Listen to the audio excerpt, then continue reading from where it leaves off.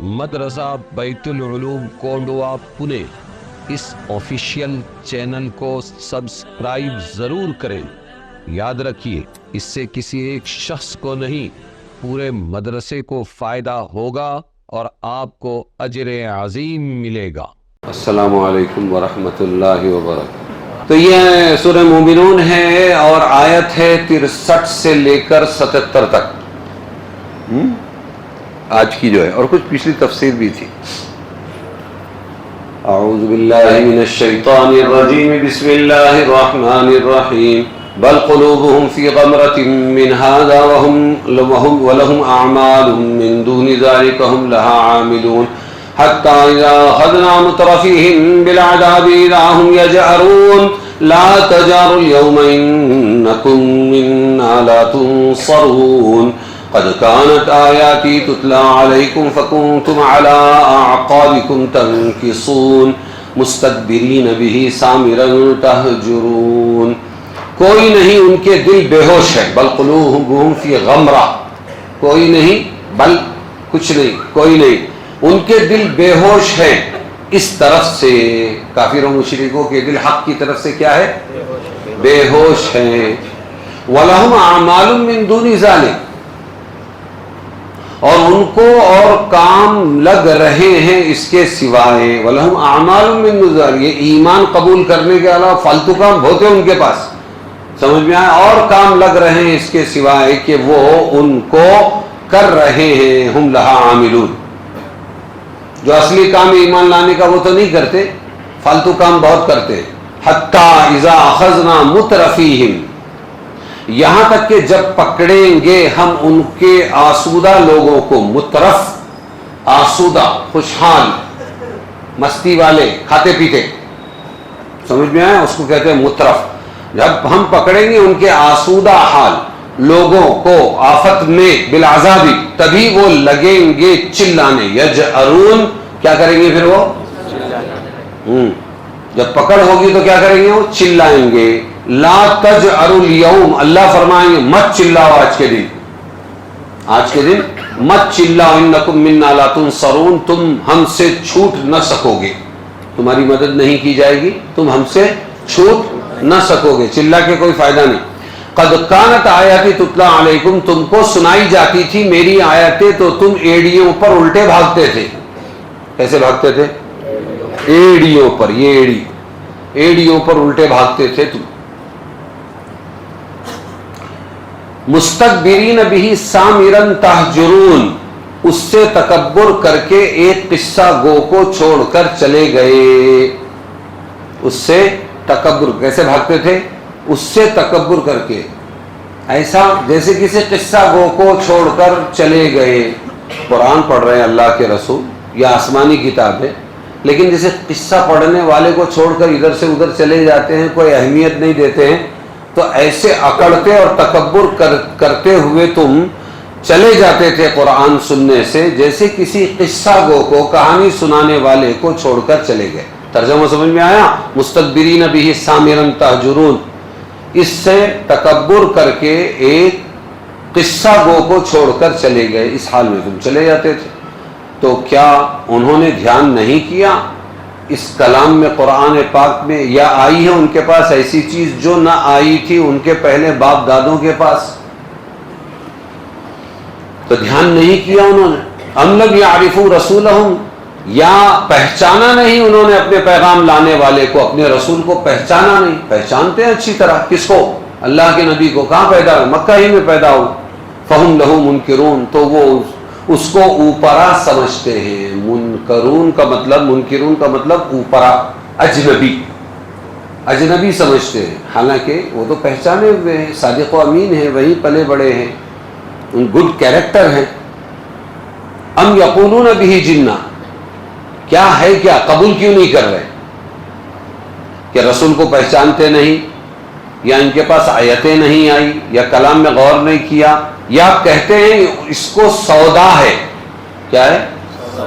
سودا، الف کے ساتھ۔ ایک ہے سودا، یہ نام ہے حضور صلی اللہ علیہ وسلم کی بیوی کا، اور سودا کہتے ہیں کس کو؟ سودا کہتے ہیں پاگل پن کی بیماری کو، سیدھا پاگل پن کی بیماری کو کیا کہتے ہیں؟ سودا. تو ایسے بولیں گے تو پھر میں ویسا کروں گا. میرے کو پوچھے بغیر کدھر گئے؟ ہم بولیں گے یہ کیا کر رہا ہے؟ ابھی تو موبائل آ گیا کان میں لگا ہوا ہے, یہ پاگل تو نہیں, کیا بڑ کر رہا ہے اب سے؟ تو معلوم ہوا بات کر رہا ہے. اور پہلے ایسا ہی کرنے والا جب بے سبب بڑبڑ کرتا تھا, بیٹھے ہوئے چلتے ہوئے بات کر رہا ہے, کوئی دکھتا تو نہیں کس سے بات کر رہا ہے, تو اس کو کہتے ہیں یہ سودائی ہے. کیا کہتے تھے؟ یعنی اس کو پاگل پن کی بیماری ہے. تو یہ مشرکین کیوں نہیں سنتے؟ کیا نبی کو کوئی سودائی سمجھتے ہیں کہ پاگل ہو گئے ہیں کہ اللہ کے نبی؟ ہم یقولون بہ جنہ, یا اس کو سودا ہے؟ کوئی نہیں. وہ تو لایا ہے ان کے پاس سچی بات, اللہ کے نبی لائے ان کے پاس سچی بات, اور ان میں بہتوں کو سچی بات بری لگتی ہے. اکثرہم للحق کارہون, اکثر کو کیا لگتی ہے؟ سچی بات بری لگتی ہے. اور اگر سچا رب چلے ان کی خوشی پر, اور اگر سچا رب چلے ان کی خوشی پر, وَلَوِ اتَّبَعَ الْحَقُّ أَهْوَاءَهُمْ, حق اور سچا کس کے پیچھے چلے؟ ان کی خواہشات کے پیچھے چلے. لَفَسَدَتِ السَّمَاوَاتُ وَالْأَرْضُ وَمَنْ فِيهِنَّ, تو خراب ہو جائیں آسمان اور زمین, جو کوئی ان میں ہے وہ سب خراب ہو جائے. بھلا حق یا رب بندوں کے خواہشات کے تابع چل سکتا ہے؟ پھر تو الٹا ہو جائے گا نا. تو بندوں نے اپنی خواہشات کو کس کے تابع کرنا ہے؟ ارے بولو نا. ہاں, بل اتیناہم بذکرہم فہم عن ذکرہم معرضون, کوئی نہیں, ہم نے پہنچائی ہے ان کو ان کی نصیحت, تو وہ اپنی نصیحت کو دھیان نہیں کرتے. سمجھے کہ نہیں سمجھے؟ ام تسألہم خرجا فخراج ربک خیر, یا اے محمد آپ ان سے مانگتے ہیں کچھ محصول, ٹیکس, تو محصول تیرے رب کا بہتر ہے, اور وہ ہے بہتر روزی دینے والا. حکومت ٹیکس مانگتی ہے, پھر تم کو نظام دیتی ہے, تھوڑا ٹوٹا پھوٹا روڈ یہ وہ سب دیتی ہے, سمجھ میں آئے؟ تو ایسا بھی تو نہیں ہے نا. ان کو چیڑ کیوں ہے؟ کیوں کافر بن رہے ہیں, مشرک بن رہے ہیں, محمد پر ایمان نہیں لا رہے ہیں؟ کیا محمد صلی اللہ علیہ وسلم ان سے ٹیکس لے رہے ہیں کیا؟ کافروں مشرکوں سے وہ بھی تو نہیں لے رہے ہیں. یا نہ ماننے کی وجہ کیا ہے کہ نبی کوئی ٹیکس وصول کر رہے ہیں, تیرے رب کا جو ٹیکس ہے وہ سب سے بہتر ہے, وہ بہتر روزی دینے والا ہے. اللہ روزی دیتا ہے, اس کو ٹیکس کی کیا ضرورت ہے؟ یہ تو بھیکاری حکومتوں کو ٹیکس کی ضرورت ہے. سمجھ میں آیا؟ نگاہ فقر میں شان سکندری کیا ہے, خراج کی جو گدا ہو وہ قیصری کیا ہے. یہ سب خراج کے گدا بھیکاری ہیں, اور اللہ کو, اللہ کے رسول کو کسی محصول کی ٹیکس کی ضرورت نہیں. اور تو بلاتا ہے, یعنی اے نبی آپ بلاتے ہیں ان کو سیدھی راہ پر, اور جو لوگ نہیں مانتے آخرت کو, راہ سے ٹیڑھے ہو گئے ہیں. عن الصراط لناکبون کا ترجمہ کیا ہے؟ وہ راستے سے کیا ہو گئے؟ ٹیڑھے ہو گئے ہیں, اس لیے نہیں مانتے ہیں بیچارے. اور اگر ہم ان پر رحم کریں, اللہ فرماتے ہیں, اور کھول دیں جو تکلیف پہنچی ہے, للجوا فی طغیانہم, تو بھی برابر لگے رہیں گے اپنی شرارت میں بہکے ہوئے, یعمہون بہکے ہوئے. تو کچھ لوگ ایسے ہیں ان کی رعایت کرو تو وہ سدھر جاتے ہیں, شکر ادا کرتے ہیں. کچھ لوگ ایسے ہیں کہ اور مستی چڑھ جاتی ہے ان کو, ڈھیل سے درگزر سے کیا ہو جاتا ہے, تو اللہ فرما رہے ان کو اور مستی چڑھ جائے گی. وَلَقَدْ أَخَذْنَاهُمْ بِالْعَذَابِ, اور ہم نے پکڑا تھا ان کو آفت میں, ان کو پکڑا تھا مکہ والوں کو آفت میں پکڑا تھا. فَمَسْتَكَانُوا لِرَبِّهِمْ, پھر نہ عاجزی کی اپنے رب کے آگے, اپنے رب کے آگے انہوں نے نہیں عاجزی کی, اللہ معاف کر دے ہم کو, ہم سے غلطی ہو گئی, آئندہ سدھر جائیں گے, ایمان لے آئیں گے. وَمَا يَتَضَرَّعُونَ, اور نہ گڑ گڑائے. حَتَّى إِذَا فَتَحْنَا عَلَيْهِمْ بَابًا, یہاں تک کہ جب کھول دیں ہم ان پر دروازہ ایک سخت عذاب کا, آفت کا, تب اس میں ان کی آس ٹوٹے گی. مبلسون, اذا ہم فیہ مبلسون کا ترجمہ کیا ہے؟ تب اس میں ان کی آس ٹوٹے گی. اب پکڑے جائیں گے نا, سمجھے کہ نہیں سمجھے؟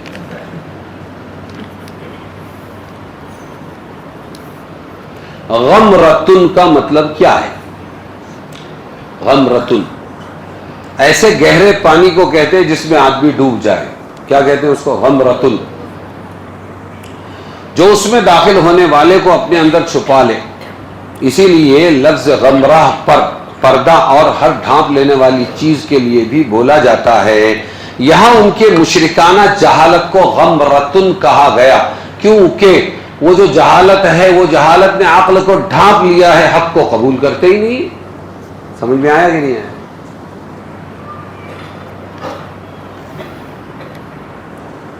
وَلَهُمْ أَعْمَالٌ مِّن دُونِ ذَلِكَ. یہ اسلام قبول کرنے کے علاوہ اور بہت سے کام میں لگے ہوئے ہیں وہ, یعنی ان کی گمراہی کے لیے تو ایک شرک و کفر ہی کا پردہ غفلت کافی تھا, مگر وہ اسی پر بس نہیں کرتے اور اس کے ساتھ دوسرے اعمال خبیثہ بھی مسلسل کرتے رہتے. اب آ گیا مترفیہم لفظ آیا. کیا آیا؟ بھیج دو اس کو بچے کو پیچھے. جا بیٹا برا مت مان, پانی مارو, بیٹھو پیچھے. مترف طرفن سے مشتق ہے جس کے معنی تنعم اور خوشحالی کے ہیں. تنعم. طرفن کس کو بولتے ہیں؟ تیرے. تنعم نعمتیں حاصل کرنا اور خوشحالی کو کہتے ہیں. تو مترفیہم کا مطلب کیا ہے؟ ان کے ناز پروردہ اور نعمتوں سے بھرے لدے لوگ, کھاتے پیتے لوگ. ان کو ہم جب پکڑتے ہیں تو چلا پکار کرتے ہیں. یہ بتا رہے. اس جگہ اس قوم کو عذاب میں پکڑنے کا ذکر ہے جس میں امیر غریب خوشحال بدحال سبھی داخل ہوں گے, مگر مترفین اور خوشحالوں کا ذکر خاص طور سے اس لیے کیا کہ ایسے ہی لوگ دنیا کے مصائب سے اپنے بچاؤ کا سامان کرتے ہیں. جو مالدار ہوتے ہیں وہ دنیا کی مصیبتوں سے کیا کرتے ہیں؟ اپنے آپ کو بچانے کی فکر کرتے ہیں. لیکن جب پکڑ آتی ہے تو سب سے زیادہ پریشان وہی ہوتے ہیں, کیونکہ غریب کو تو عادت رہتی ہے نا جھیلنے کی. وہ اتنا پریشان نہیں ہوتا ہے جتنا یہ پریشان ہوتے ہیں. اپنے بچاؤ کا کچھ سامان کر لیا کرتے, مگر اللہ کا عذاب جب آتا ہے تو سب سے پہلے یہی لوگ بے بس ہو کر رہ جاتے ہیں. اس آیت میں جس عذاب کے اندر ان کے پکڑے جانے کا ذکر ہے کہ ہم نے ان مکہ والوں کو ایک مرتبہ پکڑا تھا لیکن وہ پھر بھی اللہ کے سامنے عاجزی نہ کر سکے. ابن عباس نے فرمایا کہ اس سے مراد وہ عذاب ہے جو غزوہ بدر میں مسلمانوں کی تلوار سے ان کے سرداروں پر پڑا تھا. کس کی جیت ہوئی تھی بدر میں؟ مسلمانوں کی. 70 ان کے مارے گئے تھے. اور بعض حضرات نے اس عذاب سے مراد قحط کا عذاب مراد لیا ہے کہ سوکھے کا عذاب آیا تھا جو رسول اللہ صلی اللہ علیہ وسلم کی بد دعا سے مکہ والوں پر مسلط کر دیا گیا. کس کی بد دعا سے؟ حضور. کن لوگوں پر؟ اب وہ عذاب کیسا تھا دیکھو. کیا تھا؟ یہاں تک کہ وہ اتنے پریشان ہوئے کہ مردار جانور, کتے اور ہڈیاں کھانے پر مجبور ہو گئے. کیسا عذاب آیا تھا کہ مکہ والے کیا کھانے لگے؟ مردار جانور, کتے اور ہڈیاں کھانے لگے. نبی کریم صلی اللہ علیہ وسلم نے کفار کے لیے بد دعا بہت کم کی ہے, لیکن اس موقع پر مسلمانوں پر ان کے مظالم کی شدت سے مجبور ہو کر بد دعا کی تھی. کیا دعا؟ بد دعا کی اللہم مشدد وطأتک علی مضر واجعلها علیہم سنین کسنی یوسف. اور رواہ البخاری. اے اللہ اپنی پکڑ کو سخت کر دے مضر قبیلے پر, اور اس مضر قبیلے کو کیا کر دے؟ نہیں, اس عذاب کو ان پر کیسا کر دے؟ قحط کے سال بنا دے. سنین کسنی یوسف, جیسے یوسف علیہ السلام کے قحط کے 7 سال تھے. تھے کہ نہیں تھے؟ آیا نا, وہاں قحط تھا 7 سال کا, ویسا کر دے. اور وہ دعا قبول ہوئی اور پھر کتے ہڈیاں کھانے لگ گئے. پھر کیا ہوا؟ آئے گا. مستکبرین بہ سامرا تہجرون آیا تھا. میں نے کہا ترجمے پر دھیان دو. تکبر کرتے ہوئے, جیسے کسی قصہ گو کو چھوڑ کر بھاگ جاتے ہیں, ایسے قرآن پڑھنے والے محمد رسول اللہ کو چھوڑ کر بھاگ جاتے تھے. اکڑ میں تکبر. کون سنے گا؟ ہم نہیں سنیں گے. اس لفظ میں بھی کی ضمیر اکثر نے حرم کی طرف راجع قرار دیے, جو اگرچہ اوپر کہیں مذکور نہیں, مگر حرم سے قریش مکہ کا گہرا تعلق تھا اور اس پر ان کا ناز اتنا معروف و مشہور تھا کہ ذکر کرنے کی ضرورت نہیں. معنی یہ کہ قریش مکہ کا اللہ کی آیتیں سن کر پچھلے پاؤں بھاگنے اور نہ ماننے کا سبب حرم مکہ کی نسبت اور اس کی خدمت پر ان کا تکبر اور ناز تھا. اس لیے دینی مجلسوں میں متولی بہت کم بیٹھتے ہیں. دینی مجلسوں میں पंखा, कूलर, कलर, कालीन, लाइट बिल, सफाई, मुअज्जिन साहब, इमाम साहब, सब कौन करता है? बज़ाहिर कौन करता है? मुतवल्ली करते हैं।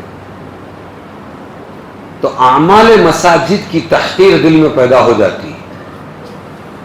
हम ये सब कर रहे हैं ना भाई, ये दीन का काम नहीं किया। अरे समझे कि नहीं समझे? और मस्जिदवार जमात के साथी तालीम में बहुत कम बैठते हैं, और अमीर साहब गश्त में बहुत कम जाते हैं, मुलाकातों में बहुत कम जाते हैं। क्यों? चौधरी है भाई, हम चला रहे सिस्टम। इसलिए बस सबसे पहले जब भी जमात में निकला, हाँ भाई बाहर गश्त में जाना है, कौन जाएगा? सबसे पहले मैं। समझ में आएगी? खिदमत सबसे पहले मैं। दिल गुर्दा चाहिए काम के लिए। तो मैं अक्सर बयानों में बोलता था, जो भेजते हैं गश्तों में, मुलाकातों में, ये काम उनका है, उनको जाना चाहिए। इसलिए मैं जब सबसे पहले साल लगाने के लिए आज से 12-15 साल पहले गया 10 मदरसे छोड़कर, तो मरकज निजामुद्दीन में मुझसे पूछा गया, आप तो भेजने वाले हैं, आपको किसने भेजा? आप तो जमातों में भेजने वाले हैं, आपको किसने भेजा? मैंने मेरी ज़रूरत ने मुझे निकाला। तो मुशरिकीन मक्का और मौलाना यूनुस यूँ बैठते थे मेरी तालीम में। मदरसा में तालीम करता था, फ़ज़ाइल अमाल और हयात सहाबा। हयात सहाबा की तालीम भी शुरू नहीं हुई जब से मैं हयात सहाबा का आशिक। मौलाना ने मेरे शौक़ को देखकर कहा कि शाकिर एक दिन हयात सहाबा पढ़ा कर और एक दिन फ़ज़ाइल अमाल। तो जब मैं पढ़ता था तो मौलाना यहाँ ऐसा बैठते थे जैसे सुहेल बैठे, दो जानों बैठ के सुनते थे मौलाना। इसलिए तालीम का मतलब ये नहीं है कि फ़ज़ाइल अमाल एक मरतबा हमने पूरी सुन ली या पढ़ दी, ये नहीं। ये तो बारिश है, हर साल क्यों लाता है अल्लाह?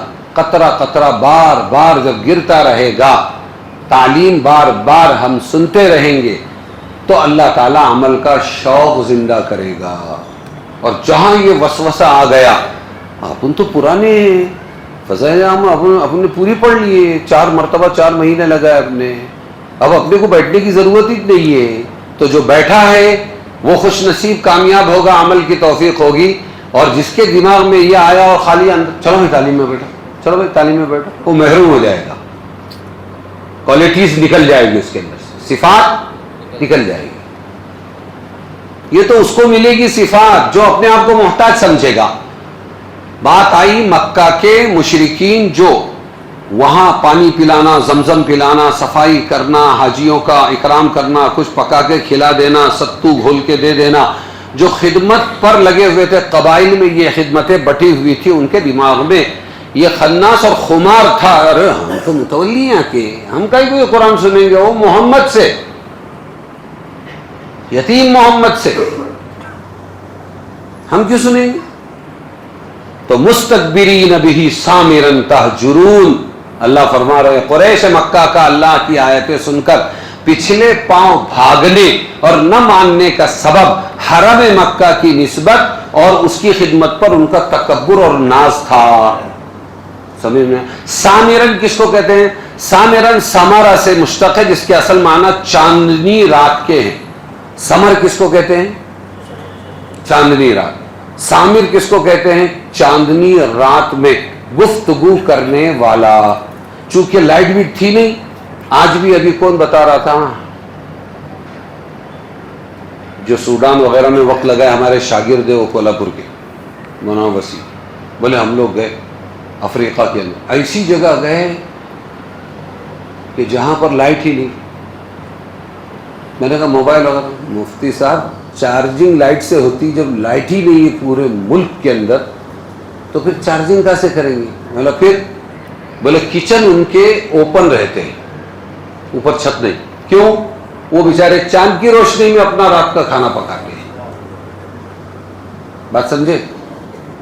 आज भी ऐसे मुल्क मौजूद है जहां वक्त लगा के लोग आए, और हम कितनी नेमतों के अंदर हैं, जगमग जगमग जिंदगी हमारी। تو رات کے ٹائم پہ وہ لوگ اکثر رات کے ٹائم پہ چاندنی رات میں گفتگو کرتے تھے اور پھر ادھر ادھر کی بکواس کریں گے. قرآن تو تھا نہیں. میرا باپ ایسا تھا, ارے وہ تمہارے باپ نے وہ شیر کا شکار کیا تھا, ذرا سنو نا, ہاں وہ ایسا تھا, پیو پلاؤ, سنو سناؤ, سمجھے کہ نہیں. اس کو کہتے تھے سامر. کیا کہتے تھے؟ سامر, سامرن. چاندنی رات کے اندر بیٹھ کے باتیں کرنا. عرب کی عادت تھی کہ چاندنی رات میں بیٹھ کر قصے کہانیاں کہا کرتے تھے, اس لیے لفظ سمر قصہ کہانی کے معنی میں استعمال ہونے لگا, اور سامرن قصہ گو کو کہا جاتا ہے. یہ لفظ اگرچہ مفرد ہے مگر معنی میں جمع کے آتا ہے. سامر بمعنی سامرین. مشرکین کا ایک حال جو آیات الہیہ سے انکار کا سبب بنا تھا, حرم مکہ کی نسبت و خدمت پر ان کو ناز تھا. دوسرا حال کیا تھا؟ بے اصل بے بنیاد قصے کہانیوں میں مشغول رہنے کے عادی ہیں. ان کو اللہ کی آیات سے دلچسپی نہیں تھی. ٹھوکم ٹھاک. میرے دادا بہت باکمال تھے. کیا تھے؟ تو بارش نہیں ہونے کی اطراف کے, ہاں میرے دادا جو ہے, میرے دادا کے پاس اتنا بڑا طویلہ تھا, اتنے جانور تھے. ایک بچہ جب ایک طرف سے گھستا تھا تو وہ نکل جاتا تھا, نکلتے نکلتے بڈھا ہو جاتا تھا, اتنا بڑا تھا. اس نے بولا تیرے دادا کا کوئی کمال نہیں. میرے دادا کا بہت بڑا کمال ہے. کیا تھا تیرے دادا کے پاس؟ ایک ڈنڈا تھا, بامبو. بولے وہ بامبو کوئی کمال کی چیز؟ ہاں وہ عجیب چمتکاری بامبو تھا.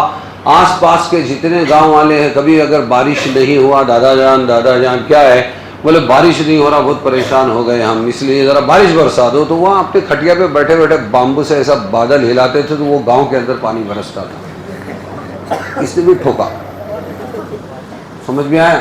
تو اس نے بولا غلط بولتا, جھوٹ بولتا. ارے تیرے بابا دادا کا اتنا بڑا بامبو ہو ہی نہیں سکتا. بولے کیوں؟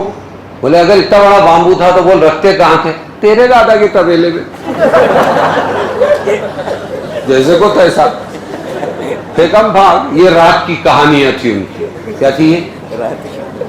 ایسا بات پھیکم بھاگ. قرآن حدیث تو تھی نہیں, بس بڑا ہی مارتے رہنا, پیتے رہنا, پلاتے رہنا. تو یہ دو, ایک تو حرم کی متولیت پر وہ فخر کرتے تھے, اور دوسرے رات کو فالتو باتیں کرتے تھے. تکبر کرتے ہوئے قصہ گو کو چھوڑ کر جیسے چلے جاتے ہیں, ایسے حضور کے قرآن پڑھنے سے بھاگ جاتے تھے.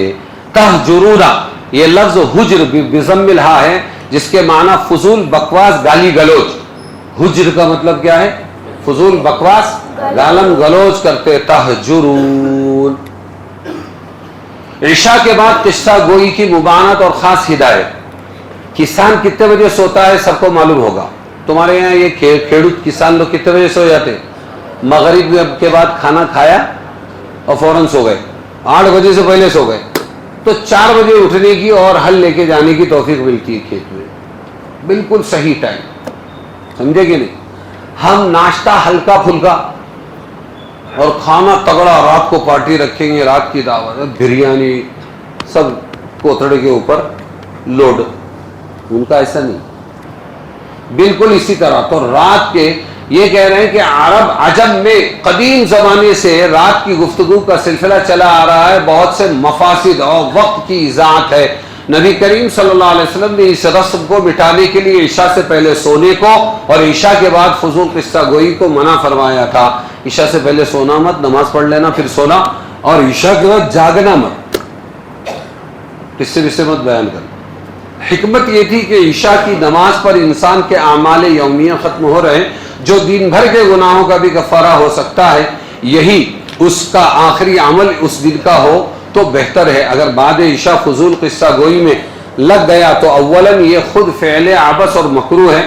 اس کے علاوہ اس کے ضمن میں خبیث, غیبت, جھوٹ اور دوسرے طرح طرح کے گناہ کا ارتکاب ہوتا ہے. ایک برا انجام اس کا یہ ہے کہ رات کو دیر تک جاگے گا تو صبح کو سویرے نہیں اٹھے گا. اسی لیے حضرت فاروق اعظم رات کو گشت کرتے تھے, مسجد نبوی میں بھی جاتے تھے اور بولتے تھے کیا کرتے بیٹھے ہیں, کہ بات چیت کر رہے ہیں, اٹھ جاؤ یہاں سے, نکل جاؤ, چلو فالتو باتیں کر رہے ہیں, نکل جاؤ, سو جا. اے بچہ ادھر دیکھو, یہ بڑے والا ادھر دیکھو, نکل جاؤ بولتے. سمجھ میں آئے؟ ہاں اگر کوئی بولے کہ دین کی بات کر رہے ہیں, مسئلے مسائل سیکھ رہے ہیں, تو پھر اجازت دیتے تھے۔ ایک مرتبہ ایک آدمی آیا، کیوں آیا؟ تو سویا نہیں، گیا نہیں، ایک مسئلہ پوچھنا ہے آپ سے، پوچھو۔ حضرت عمر بہت علم والے تھے، پوچھو۔ اس نے ایک پوچھا، پھر اس کے بعد انہوں نے جواب دیا، پھر پوچھا، انہوں نے پوچھا، پھر انہوں نے پوچھا، وہ چلتے چلتے فجر کی اذان ہو گئی۔ تو استعجاب میں، تعجب میں اس نے کہا انا للہ، ہماری آج تہجد چھوٹ گئی۔ فرمایا ہم تہجد ہی پڑھ رہے تھے۔ علم سیکھنا، علم دین سیکھنا، سکھانا کیا ہے؟ تہجد پڑھنا۔ وہ حضرت عمر اگر علم دین نہیں ہے، فالتو باتیں کر رہے ہیں، تو پھر ان کا کوڑا مشہور تھا۔ تو اسی لیے فرماتے تھے، تنبیہ بھی فرماتے تھے اور بعض کو سزا بھی دیتے تھے، پھٹاک سٹاک چل جا کے سو جا۔ سمجھے کہ نہیں سمجھے؟ صفے درست کرنے میں پیچھے سے پھٹکا بھی دیتے تھے، ٹیڑھا وکڑا کیوں کھڑا ہے؟ بات سمجھے؟ تو عمر کی سختی بھی دین ہے، ابو بکر کی نرمی بھی دین ہے۔ تو سزا بھی دے دیتے تھے، تنبیہ کے علاوہ سزا، اور فرماتے جلدی سو جاؤ، شاید آخر رات میں تہجد کی توفیق ہو جائے۔ بات سمجھے کہ نہیں؟ فَلَمْ يَدَّبَّرُوا الْقَوْلَ سے ام یقولون بہ جنہ تک، ایسی 5 چیزوں کا ذکر ہے جو مشرکین کے لیے رسول صلی اللہ علیہ وسلم پر ایمان لانے سے کسی درجہ روکتی تھی۔ دیکھو 5 چیزیں کیا ہے، تم بھی سمجھو کہ اپنے اندر وہ چیزیں نہیں آنا چاہیے، اور ان میں سے ہر ایک کے منفی ہونے کا بیان ساتھ میں کیا۔ حاصل یہ کہ جو وجوہ ان لوگوں کے لیے ایمان سے رکاوٹ تھی، ان میں سے کوئی بھی وجہ موجود نہیں، اور ایمان لانے کے لیے جو اسباب اور وجوہ داعی ہیں وہ سب حضور میں موجود تھے۔ اب صرف ایک ہی بات تھی کہ یہ ہٹ دھرم لوگ، نہیں ماننا ہے تو نہیں ماننا ہے، بس ختم۔ بھائی کیوں نہیں ماننا ہے؟ وہ ہم کو نہیں ماننا ہے۔ بل جاءہم بالحق واکثرہم للحق کارہون، ام لم یعرفوا رسولہم، کیا رسول کو پہچانتے نہیں؟ تو پہچانتے تھے نا، پہچانتے تھے نا، پھر بھی نہیں مانتے تھے، صادق و امین کہتے تھے۔ پھر اللہ فرما رہے ہیں کہ ہم نے عذاب میں پکڑا تھا ان کو، لیکن پھر بھی اللہ کی طرف عاجزی نہیں کی انہوں نے، اور یہ بتایا اگر ہم ان کی فریاد پر رحم کھا کر عذاب ہٹا دے تو ان کی جبلی یعنی فطری، ان کی فطرت میں جو شرارت ہے، سرکشی کا عالم یہ کہ عذاب سے نجات پانے کے بعد پھر اپنی سرکشی اور نافرمانی میں مشغول ہو جائیں گے۔ اس آیت میں ان کے ایک اسی طرح کے واقعے کا بیان ہے، ایک عذاب میں پکڑا گیا تھا، اور مگر عذاب سے دعا نبی کی دعا کی وجہ سے نجات پانے کے بعد بھی اللہ کے سامنے جھکے نہیں، اللہ کے پاس آئے، اللہ کے رسول کے پاس آئے، اے اللہ کے نبی آپ تو رحیم ہیں، آپ کی امت پریشان ہے، دعا کر دو کہ یہ عذاب چھٹ جائے۔ آپ نے دعا کر دی تو عذاب ہٹا، لیکن پھر بھی ان کو ہدایت نہیں ملی۔ فرعون کو ایسے کئی چانس دیے تھے اللہ تعالیٰ۔ موسیٰ تنہائی میں کہتا ہے، موسیٰ دعا کر دو نا اللہ سے، یہ مینڈک ختم ہو جائے، یہ خون ختم ہو جائے، ہے نا، یہ جوئیں ختم ہو جائے۔ تو وہ دعا کر دیتے تھے، عذاب ختم ہو جاتا تھا، بولتا تھا میں ایمان لاؤں گا، لیکن پھر میری وجہ سے دیکھو عذاب ختم ہو گیا۔ تو انسان کی فطرت ہے۔ تو پہلے معلوم ہو چکا کہ رسول اللہ صلی اللہ علیہ وسلم نے اہل مکہ پر قحط کا عذاب مسلط ہونے کی بد دعا کی تھی، اس کی وجہ سے سخت قحط میں مبتلا ہوئے، مردار وغیرہ کھانے لگے۔ یہ دیکھ کر ابو سفیان حضور کی خدمت میں مدینہ طیبہ حاضر ہوئے۔ ابو سفیان سردار تھے، بعد میں حضور کے سسرے بھی بنے، بعد میں مسلمان بھی بنے، اور کہنے لگے میں آپ کو اللہ کی قسم دیتا ہوں۔ کتنا مانتے ہیں اللہ کو، دیکھو، مشرک ہے، کافر ہے، یہ سب دکھاوے کے لیے، کائے کے لیے؟ سرکار چلانے کا ہے، کیا چلانے کا ہے؟ تو تمہارے ملک میں بھی جو کچھ بھی مذہبی نفرتیں چل رہی ہیں، یہ سب سرکار چلانے کا ہے، کیا کرنے کا ہے؟ ان کا بہت بڑا نیتا تھا، آخر میں زندگی بھر اسلام کی برائی کر کے، مسلمانوں کی برائی کر کے، کلمہ پڑھا لا الہ الا اللہ محمد الرسول اللہ، اور مسجد میں آتا تھا، اور جن کے ساتھ پڑھا وہ مولانا خود یوٹیوب پر مل جائیں گے تم کو بولتے ہوئے کہ ہمارے ساتھ مسجد میں آ کے نماز پڑھا تھا صدر، ہاں، پورے ہندوستان کا، فلاں ایس ایس کا، سمجھ میں آیا؟ ہاں، اور وہی کسی کو آج تک نہیں معلوم، آج بتاتا ہوں، کلیم صدیقی صاحب کے اندر جانے کا سب سے بڑا سبب ان کا یہی بیان ہے، آپ کو یوٹیوب پہ مل جائے گا، انہوں نے یہ بھانڈا پھوڑا ہے۔ تو ہم تو ایک کو بھی جانے نہیں دینا چاہتے، ایرے غیرے کو۔ یہاں تو صدر ہی کا بھانڈا پھوٹ گیا کہ زندگی بھر مخالفت کے کر کے ابو سفیان جیسے کلمہ پڑھ لیے، ویسے انہوں نے بھی پڑھ لیا، فلاں ایس ایس کے لیڈر نے۔ ارے سمجھے کہ نہیں؟ فیل ان دا بلینکس ہے یہ۔